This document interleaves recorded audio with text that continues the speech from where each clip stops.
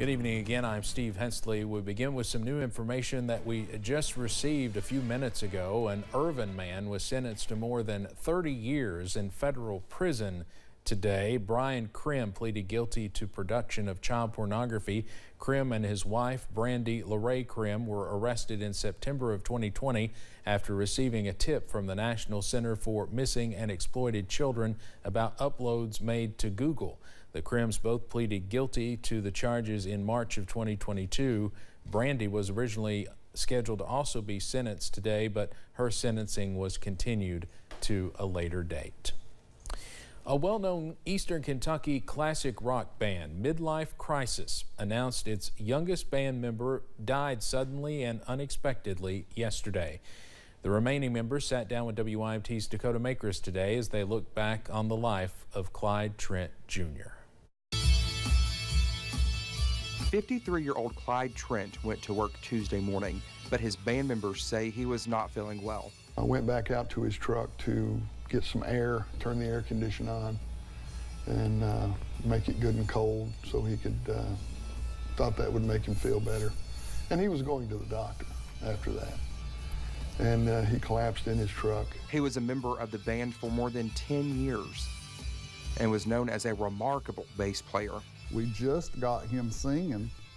Clyde could imitate Earl Thomas Conley. Clyde was just that guy. The band recently performed in Hazard on the 4th of July, not knowing it would be the last time all 5 of them would be together, now deciding how to handle upcoming shows without a key member. It's gonna be a shock, and we've got a lot to talk about.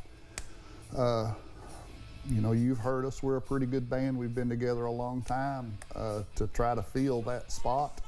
Besides loving music, band members say he loved his family and was a loving father and husband. They're doing as well as could be expected. None of us ever dreamed that that we would be talking about this today. If you saw him on stage, he was known for wearing dark sunglasses and his tough persona, but that did not stop their fans from loving him. The kids just would migrate to him. I don't know why. And every now and then, you'd see a smile, just because cracking his armor was kids. In Perry County, Dakota Makers, WYMT Mountain News. The song you heard in Dakota's story was an AC/DC cover from that Hazard 4th of July show, and we are told that was one of Trent's favorite bands. We're also told he just recently saw Poison at the Appalachian Wireless Arena in Pikeville. Trent's visitation will be held Thursday evening at 6 at the Letcher Funeral Home Chapel. His funeral will also be there Friday afternoon at 1. The band canceled 2 upcoming shows and are just beginning discussions about what the future will look like. Even though it seems school just ended, they're already planning for the fall semester, and topping the list in many districts, not enough teachers. A shortage now being considered a crisis by some. The Kentucky Board of Education passed option 9 just this week with the hope of addressing the teacher shortage. It would also allow someone who does not have a bachelor's degree work with a college and school district to get that degree and a teaching certification in just 3 years. Jefferson County Superintendent Dr. Marty Polio says we need all the options we can get. We just do not have math teachers applying for jobs. Science teachers are not applying for jobs anywhere. And that's a real problem. But it's even a bigger problem at our high poverty schools. The person must be enrolled throughout the process and work with experienced teachers for coaching and mentorship. The new option officially goes into effect this Thursday. Buchanan County and much of southwest Virginia was hit with heavy rain and severe flooding late yesterday, with Governor Glenn Youngkin declaring a state of emergency. This is drone video of the Pilgrims Knob community. The man who took the video said he has never seen it this bad. Chief Deputy Eric Breeding with the Buchanan County Sheriff's Office says more than 40 people are unaccounted for. Now, no deaths have been reported, but 40 people unaccounted for, and at least 100 homes have been damaged or destroyed. That's just in Buchanan County. Breeding adds that at least 18 different search and rescue organizations are in the area. A missing person and welfare check hotline has been set up. You can call 1-833-748-1424 for immediate assistance.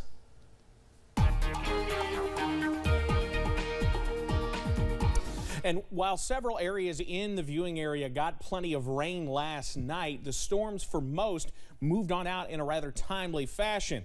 That was not the case in Buchanan County, where we had thunderstorms just sit over the same spot for several hours at a time. You can look at the estimated rainfall over the last 24 hours across much of the mountains.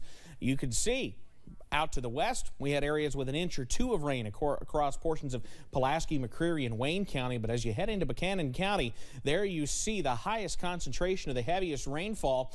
Average accumulation in that area upwards of 4 inches, and certain locations, if you were to check, radar estimated more than 5, nearly 5, up to 6 inches in some spots. So an incredible amount of rain across southwest Virginia last night. Rainfall, nothing to worry about tonight. You see some of those clouds continuing to work on through, but it's mostly enough to keep the sunshine out. Same thing at the Mountain Parkway at Slade. Temperatures remain in the 80s as we head through the evening hours, and will slowly drop into the 70s. For tonight, mid-60s, mostly clear and rather calm as we head through the nighttime hours. The details on when we warm up and see more humidity work in as well, that's coming up in just a few minutes. Steve? All right, Evan, thank you. A southern Kentucky woman was found dead in Lake Cumberland yesterday. The coroner says 29-year-old Chelsea Ray Gregory was found in the water last night near Fishing Creek, west of Somerset. The coroner says people with her have given them 2 different stories. One was that she was diving off a bluff. Another said she got out of the boat she was in and was swimming when she went under. Fish and Wildlife officers recovered her body. She was not wearing a life jacket, but the coroner says someone on the boat tried to throw her one. An autopsy is set for tomorrow. A death investigation is underway in Lee County, where a man died while working. Officials say the Lee County Road Department was directing a mowing operation in St. Helens when flagging crews found an operator slumped over in the tractor and mowing machine. The man was not breathing and was unresponsive, with crew members performing CPR until first responders arrived. The man, whose name has not been released, later died at the Kentucky River Medical Center. The impacts of drug abuse are felt by many across the region, but one southeastern Kentucky sheriff's office is aiming to lessen the impact of drugs within its community and surrounding ones. WYMT's Alyssa Williams spoke to deputies with the Laurel County Sheriff's Office about their interdiction team and the work they have done to curb the drug epidemic in our region. Doing what they can to fight the drug problem their county faces. We have seen a decrease. For several years, the Laurel County Sheriff's Office has operated its drug interdiction program. We hope that the word will get out that, you know, if you come to Laurel County, that we have drug interdiction people here, that's all they do, and we put people in jail here, and we're going to continue to do so. Public Affairs Deputy Gilbert Achardo says the office's drug interdiction team consists of 2 officers who strictly focus on drug-related issues in the area. When they come 10-8 in their cruiser and go on patrol, that's all they do. They don't answer complaints. They go to high drug activity areas. And the Sheriff's Office has expanded its team by partnering with the Clay County Sheriff's Office and the Barberville Police Department to create the 7580 Interdiction Team.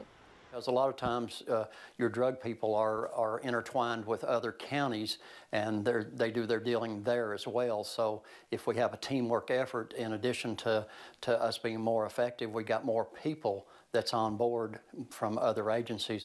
Over the past 3 months, the team has confiscated more than 8 pounds of meth and $37,000 worth of assets, among other large quantities of substances. We're definitely proud that we have the manpower here to provide 2 deputies that's what they do. That's all they do, and it's shown that it's very effective.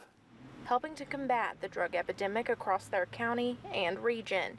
In London, Alyssa Williams, WYMT Mountain News. Achardo says he recommends that if other offices and departments have the manpower to implement interdiction teams like this, that they should. He says the Laurel County Sheriff's Office hopes to expand the team to other agencies as well. The London Police Department is experiencing some changes in leadership. Travis Dotson, a Laurel County native who who has previously held the roles of lieutenant and sergeant within the department, was named the interim chief of police just a few days ago. Dotson has been with the department for nearly 20 years and says he's excited to step into this new role. I love London, and I just want to serve this community the best I can, and the folks that work here that I work with. And I'm looking forward to the future with leading them, and it's just such an honor. Dotson says he hopes to build leaders and mentor young officers within the department, officers who will have the opportunity to pass the torch to the ones who come after them. Days before the new chief stepped into that role, he was met with an unusual circumstance. Travis Dotson said the weekend before he began his new position, he was notified that someone was using his name and the London Police Department's number to scam people, calling various community members trying to extort them and get confidential information and money. If I do call you, you'll know it's me. So now you've heard my voice, people know my voice. So if you hear somebody calling and asking for money or saying a lot of information, wanting information on you, it is not me. Dotson says if you receive any of these calls, you should contact the London Police Department immediately so they can investigate. Well, coming up, warm air, not insane humidity, and plenty of sunshine is the trend as we head into the forecast next couple of days. Does it look to continue into the weekend? The latest on that coming up next. Plus, a new senior citizen center could be on the horizon in Pike County thanks to new funding. We'll take a look at the impact it could have.